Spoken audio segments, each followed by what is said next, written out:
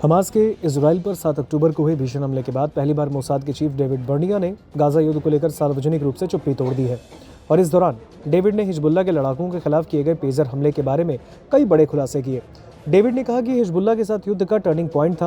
उन्होंने कहा कि ये हमारे मिशन के पूरा होने का साफ उदाहरण है। उन्होंने ये भी कहा कि मोसाद देश और नागरिकों की सुरक्षा के लिए अपने मिशन को पूरा कर रही है। पेजर ऑपरेशन के मोसाद को एजेंटों ने पूरी सफाई के साथ योजना बनाई और उसे पूरा किया। इस हमले ने हिजबुल्लाह की कमर तोड़ दी और सैकड़ों की तादाद में लड़ाके या तो मारे गए या फिर बुरी तरह से जख्मी हुए। मोसाद के इस अभियान से पूरी दुनिया हैरान रह गई। Institute for national security study के सम्मेलन में मोसाद चीफ ने कहा है कि यह दिखाता है कि हमारे दुश्मन के अंदर खुफिया घुसपैठ और गहरी समझ, तकनीकी सर्वोच्चता और आला दर्जे की ऑपरेशनल क्षमता को दिखाता है। उन्होंने कहा कि ये पेजर हमला लेबनान में चल रहे युद्ध का टर्निंग पॉइंट था, साथ ही उस 10 दिन की लड़ाई का शुरुआती बिंदु था जिसे बाद में दुश्मन को मटियामेट कर दिया गया। विस्फोटकों से भरे पेजर हमले और नसरुल्लाह के खात्मे और सीज फायर के बाद एक साफ रेखा खींच दी गई। मोसाद चीफ ने कहा कि ऑपरेशन पेजर को ऑपरेशन वॉकी टॉकी की अपेक्षा बाद में शुरू किया गया।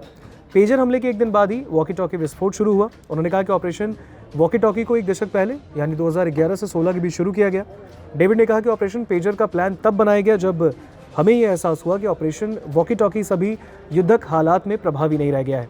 और इसके बाद हमने हिजबुल्लाह के आतंकियों को निशाना बनाने के लिए उस डिवाइस को हथियार बनाया जो उनके शरीर के साथ हमेशा रहता है। मोसाद प्रमुख डेविड ने कहा कि इसके लिए साल 2022 में पहला काम शुरू हुआ और विस्फोटकों से भरे 500 पेजर की पहली खेप 7 अक्टूबर के हमास के हमले से ठीक पहले हिजबुल्लाह के पास पहुंची। उन्होंने कहा कि इस समय हिजबुल्लाह के गोदाम के अंदर हज़ारों की तादाद में रेडियो रखे थे। उन्होंने कहा कि युद्ध शुरू होने से पहले अगर हम इन दोनों ही अभियानों को लॉन्च करते तो उसका उतना बढ़िया रिजल्ट नहीं आता जितना कि युद्ध शुरू होने के बाद आया है। उन्होंने कहा कि हिजबुल्लाह के आतंकियों के हाथों में इन हज़ारों विस्फोटकों के टर्निंग पॉइंट के रूप में याद किया जाएगा और इसका हिजबुल्लाह के मनोबल पर बहुत ही गहरा असर पड़ा। नमस्कार, मैं हूं मानक गुप्ता। अगर आपको हमारा ये वीडियो पसंद आया हो तो इसे लाइक और शेयर जरूर करें और हाँ, हमें सब्सक्राइब और फॉलो करना ना भूलें ताकि आप देश और दुनिया की कोई खबर मिस ना करें। तो जुड़े रहिए हमारे साथ और देखते रहिए न्यूज़ 24।